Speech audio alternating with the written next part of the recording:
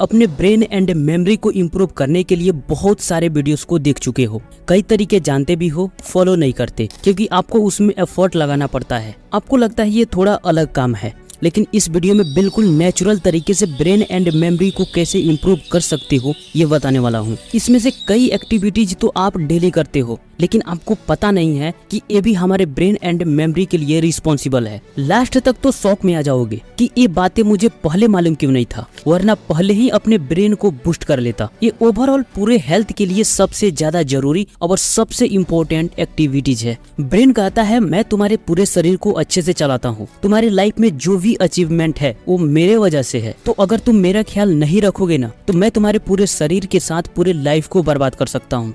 तो थोड़ा मुझे भी टाइम दो और मेरा भी ख्याल रखो। मेरा दोस्त है मेमोरी, उसका भी ख्याल रखो, वरना वो नाराज हुआ तो नुकसान तुम्हें उठाना पड़ सकता है। तो हम इन दोनों को नाराज बिल्कुल नहीं करने वाले। तो इस वीडियो में 5 ऐसे प्रैक्टिकल तरीके बताने वाला हूँ जिसे फॉलो करते हो तो आपके ब्रेन एंड मेमोरी में ड्रास्टिकली चेंजेस होने वाले हैं।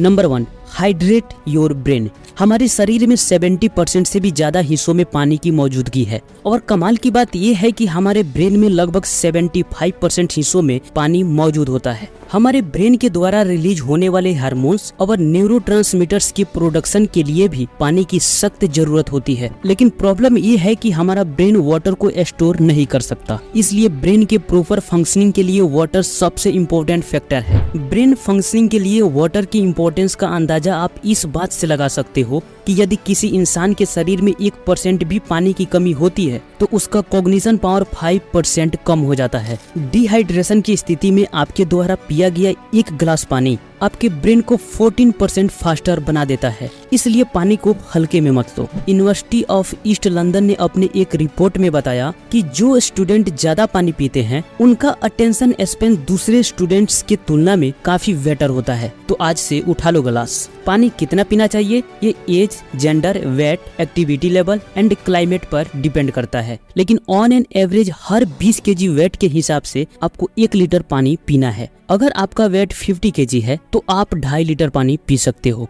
हम सभी के घरों में जो नॉर्मली गिलास पाया जाता है वो 250 ml वॉल्यूम की होती है। इसके अकॉर्डिंग 1 लीटर में 4 गिलास होंगे। तो अपने वेट के अकॉर्डिंग आपको पर डे कितना गिलास पानी पीना चाहिए ये फिक्स कर लो। फिर बोल रहा हूँ, पानी से मजाक नहीं, वरना ब्रेन को इम्प्रूव करने में लगे रहो, कोई फायदा नहीं।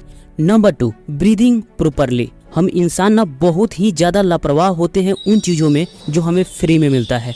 ब्रीदिंग यानी सांस लेना, ये हर इंसान की सबसे जरूरी क्रिया है। नॉर्मल इंसान की 1 मिनट तक सांस रोक दी जाए तो उसकी हालत खराब हो जाएगी, थोड़ी देर और रोक दी जाए तो वो सीधे यमराज के गोद में बैठ जाएगा। एक सामान्य व्यक्ति हर दिन 20,000 बार सांस लेता है और 1 मिनट में 12 से 16 बार। ये मैं क्यों बता रहा हूँ, अब एक एक बात को ध्यान से सुनो। आपके सांस की स्पीड आपके पूरे लाइफ को चेंज कर सकती है। क्यों बोला जाता है कि मेडिटेशन करो मन शांत होगा, क्योंकि इसमें सांस की स्पीड को धीमा किया जाता है। आप सांस की स्पीड को धीमा कर दो और फिर किसी पर गुस्सा होकर दिखाओ, ऐसा कर ही नहीं पाओगे। जब बहुत ज्यादा फोकस्ड होते हो तभी सांस की स्पीड धीमी होती है। न्यूरोसाइंस की स्टडीज में पाया गया कि ब्रीदिंग की वजह से हमारे ब्रेन के न्यूरॉन्स और ब्रेन के द्वारा रिलीज होने वाले केमिकल्स पर डायरेक्ट इम्पैक्ट पड़ता है। यौगिक स्टडीज में यह भी कहा जाता है कि जितनी लंबी और गहरी आपकी सांसें होगी आपके विचार भी उतने गहरे और स्पष्ट होंगे। साल 2018 में NIH द्वारा पब्लिक एक रिसर्च पेपर में यह बताया गया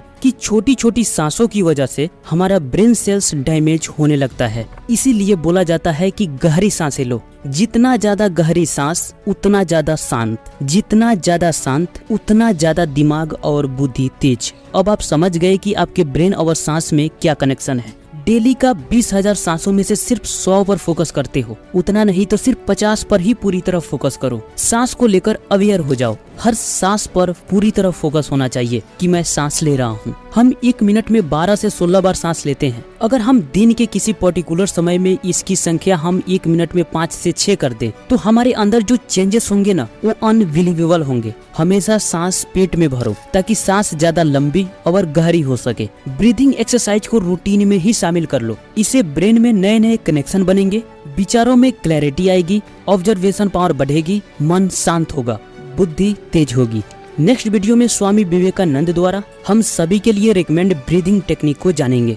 नंबर 3, फीड योर ब्रेन। हमारा ब्रेन हमेशा चालू रहता है। ये हमारे thoughts, activities, breathing, heart beat and हमारे सभी सेंसेस का ख्याल भी रखता है। यानी ये 24/7 कड़ी मेहनत करता है। जब हम सो रहे होते हैं तब भी काम करता है। इसका मतलब कि हमारे ब्रेन को कंस्टेंट फ्यूल सप्लाई की रिक्वायर है। यह फ्यूल हमारे द्वारा खाए जाने वाले फूड से आता है और उस फ्यूल में क्या है, इससे सारा फर्क पड़ता है। सीधे शब्दों में जो आप खाते हो वो डायरेक्ट आपके ब्रेन का स्ट्रक्चर और फंक्शन और अंततः आपके मूड को अफेक्ट करता है। भोजन और मूड में इतना गहरा संबंध है कि आयुर्वेद में कहा गया है कि जैसा अन्न वैसा मन। तामसिक भोजन की वजह से इंसान के मूड में डलनेस आता है, बिहेवियर भी वायलेंट हो जाता है। आपके पास दो ऑप्शन है, पहला package food, fast food and non veg. दूसरा ट्रेडिशनल फूड जिसमें फल और सब्जियां आते हैं। मुझे लगता है कि घर का खाना जिंदाबाद था, है और हमेशा रहेगा। बात से सहमत हो तो कमेंट बॉक्स में यस लिखो। अगर आप फर्स्ट ऑप्शन पर ज्यादा डिपेंड हो तो कब आपके फिजिकल हेल्थ के साथ मेंटल हेल्थ की लंका लग जाएगी पता भी नहीं चलेगा। ध्यान से सुनो,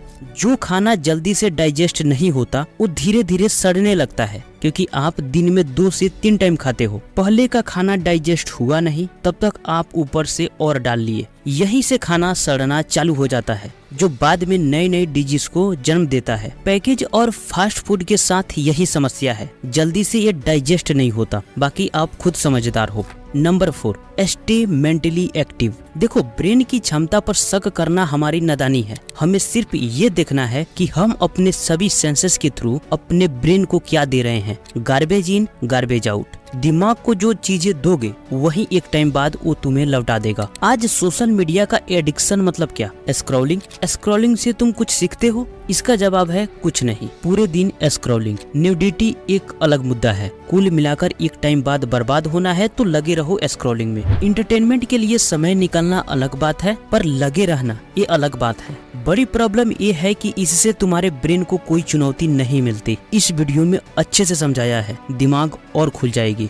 जब तक अपने ब्रेन को चुनौती नहीं दोगे तब तक वो सक्रिय और समृद्ध नहीं बन सकता। इसके लिए पहला काम है इंटेलेक्चुअल एक्टिविटीज। बुक रीडिंग करना, राइटिंग करना, मैथ का प्रॉब्लम सॉल्व करना, नई लैंग्वेज सीखना, नई स्किल सीखना, अपने दिमाग में नई इन्फॉर्मेशन डालना, पजल सॉल्व करना। इन्हीं सभी चीजों से आपके ब्रेन में कॉग्निटिव ग्रोथ हो सकती है। तो ब्रेन को चुनौती देना स्टार्ट कर दो, क्योंकि हर चीज के लिए शॉर्टकट नहीं होता।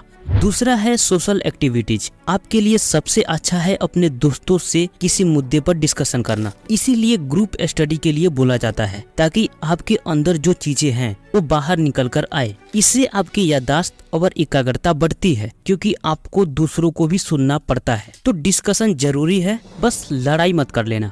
Number 5, stay physically active. जब हम फिजिकली एक्टिव होने की बात करते हैं तो इसका मतलब ये नहीं कि आपको जिम ही जाना है और बॉडी बनानी है। ये आपकी पर्सनल चॉइस है। आगे बढ़ने से पहले इसके कुछ बेनिफिट्स जान लो। Physical activity can improve your brain health, यानी फिजिकली एक्टिव रहने से आपके ब्रेन हेल्थ इम्प्रूव हो सकती है। Physical activity stress and anxiety को दूर करता है। ये दोनों आपके दिमाग के लिए खतरा है। डेली एक्सरसाइज से फोकस बढ़ेगी, थिंकिंग एबिलिटी बढ़ेगी, लर्निंग एबिलिटी बढ़ेगी, मेमोरी इंप्रूव होगी, कॉग्निटिव डिक्लाइन कम होगी, फिजिकली अट्रैक्टिव दिखोगे और एक्सरसाइज से स्टेमिना भी बढ़ता है। इससे ज्यादा फायदा क्या चाहिए? एक्सरसाइज करने से ब्लड सर्कुलेशन तेज होता है, बॉडी में ऑक्सीजन लेवल इंक्रीज होता है, जिससे ब्रेन अच्छे से वर्क करता है। ब्रेन हमारे शरीर के टोटल वेट का लगभग 2% होता है, लेकिन ब्रेन पूरे शरीर की ऑक्सीजन का 20% यूज करता है। और जब ब्रेन को सही मात्रा में ऑक्सीजन नहीं मिलता